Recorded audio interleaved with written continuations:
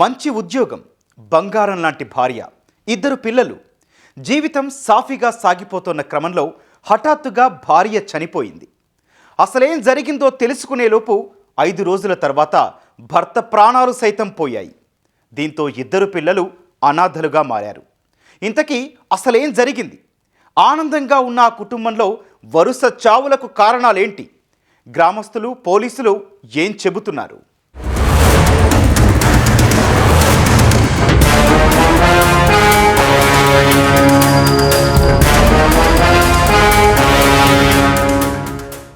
కరీంనగర్ జిల్లాలో తీవ్ర విషాదం నెలకొంది. కరీంనగర్ 2 టౌన్ ఎస్ఐగా విధులు నిర్వహిస్తున్న చంద్రశేఖర్ యాదవ్ బలవన్మరణానికి పాల్పడ్డాడు. భార్య దివ్య 5 రోజుల క్రితం కడుపు నొప్పి భరించలేక గన్నేరు పప్పు తిని ఆత్మహత్య చేసుకోగా మనస్తాపానికి గురైన ఎస్ఐ సైతం ప్రాణాలు తీసుకున్నారు. వరుస మరణాలతో 2 చిన్నపిల్లలు అనాథలయ్యారు. కరీంనగర్ పట్టణ 2 టౌన్ ఎస్ఐగా విధులు నిర్వహిస్తున్న చంద్రశేఖర్ కు భార్య దివ్య, 2 కుమారులు అశ్వత్థామ, అభిమన్యు ఉన్నారు. కరీంనగర్ లోని హనుమాన్ కాలనీలో భార్య, పిల్లలతో కలిసి చంద్రశేఖర్ జీవిస్తున్నాడు. ఈ నెల 17న ఉదయం పిల్లలు పాఠశాలకు, భర్త విధులకు వెళ్లిన తర్వాత దివ్య విషం తీసుకున్నట్లు దివ్య తండ్రి చంద్రశేఖర్ కు ఫోన్ చేసి చెప్పారు. వెంటనే ఆమెను కరీంనగర్ లోని ఓ ప్రైవేటు ఆసుపత్రికి, అక్కడి నుంచి హైదరాబాద్ కి తరలించగా చికిత్స పొందుతూ అదే రోజు రాత్రి దివ్య మృతి చెందారు. మృతదేహాన్ని కరీంనగర్ ప్రభుత్వాసుపత్రికి తరలించి పోస్టుమార్టం నిర్వహించారు. కడుపు నొప్పితో బాధపడటంతోనే ఆత్మహత్యకు పాల్పడిందని ఫిర్యాదు నమోదవటంతో దివ్య మృతదేహాన్ని ఆమె స్వగ్రామానికి తరలించి అంత్యక్రియలు నిర్వహించారు.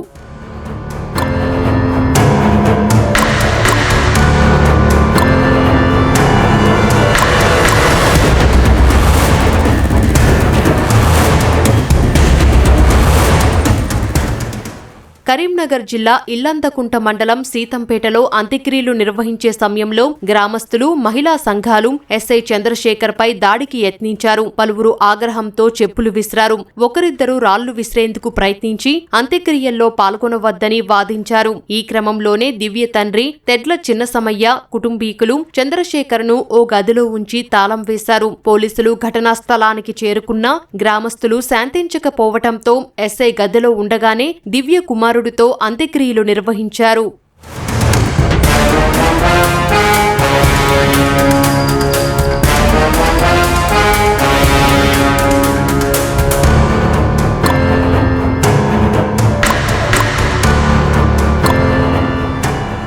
గ్రామస్తుల ఆరోపణలు, భార్య మరణాన్ని తట్టుకోలేని ఎస్ఐ చంద్రశేఖర్ దివ్య స్వగ్రామంలో బలవన్మరణానికి పాల్పడ్డాడు. దివ్య 5 రోజుల కార్యక్రమంలో పాల్గొనేందుకు అత్తగారింటికి వచ్చిన క్రమంలో ఎస్ఐ చంద్రశేఖర్ ఆత్మహత్యకు పాల్పడటం కలకలం రేపింది. బట్టలు మార్చుకునేందుకు ఇంట్లోని ఓ గదిలోకి ఎస్ఐ చంద్రశేఖర్ వెళ్లాడు.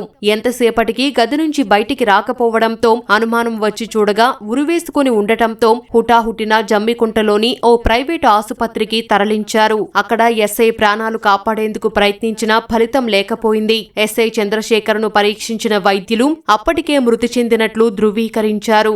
దీంతో ఎస్ఐ చంద్రశేఖర్ మృతదేహాన్ని జమ్మికుంట ప్రభుత్వాసుపత్రికి తరలించి పోస్టుమార్టం నిర్వహించారు. మృతుడు చంద్రశేఖర్ కుటుంబ సభ్యుల ఫిర్యాదు మేరకు కేసు నమోదు చేసినట్లు హుజూరాబాద్ ఏసీపీ మాధవి తెలిపారు. ఒక 5 రోజుల క్రితం అంటే 17వ తారీఖు రోజు అతని సతీమణి దివ్య సూసైడ్ చేసుకొని చనిపోయినారు. దానికి మనస్తాపం చెందుతూ ఆయన ఈరోజు మార్నింగ్ వాళ్ళ అత్తగారి ఇంట్లో 5 రోజులకి పిట్టకు పెట్టిన తెలంగాణ కల్చర్ ప్రకారం పిట్టకు పెట్టి వస్తారు. ఉదయం వెళ్ళొచ్చిన తర్వాత బట్టలు మార్చుకుంటా అని అందరు కుటుంబ సభ్యుల సమక్షంలో ఉండగా ఆయన బెడ్రూమ్లోకి వెళ్ళి ఆయన హ్యాంగింగ్ చేసుకొని ఆత్మహత్య చేసుకున్నారు. వీరి ఆత్మహత్య మీద వాళ్ళ అన్నయ్య, వాళ్ళ సొంత తమ్ముడు ఆర్ఐ రిజర్వ్ ఇన్స్పెక్టరు సిద్దిపేట కమిషనరేట్లో పనిచేస్తున్నారు కార్తీక్ గారు. వారు దరఖాస్తు ఇవ్వడం జరిగింది. వారి దరఖాస్తులో క్లియర్గా రాశారు, చంద్రశేఖర్ గారు కేవలం మానసిక ఒత్తిడితోటి వాళ్ళ వదిన చనిపోయినందుకు ఆయన మనస్తాపంతో మాత్రమే హ్యాంగింగ్ చేసుకొని చనిపోయినారు. అతని మరణం మీద ఎట్లాంటి అనుమానాలు లేవని మాకు దరఖాస్తు ఇవ్వడం జరిగింది. దాని మీద కేసు పెట్టడం జరిగింది. దీని మీద పూర్తి దర్యాప్తు మనము చేస్తాం. 5 రోజుల వ్యవధిలో తల్లిదండ్రులను కోల్పోయిన అశ్వత్థామ, అభిమన్యులను చూసి ఇరు కుటుంబాల సభ్యులు కన్నీటి పర్యంతమయ్యారు. విధి నిర్వహణలో నిత్యం చురుగ్గా ఉండే చంద్రశేఖర్ మరణంతో పోలీసు శాఖలోనూ తీవ్ర విషాదం నెలకొంది.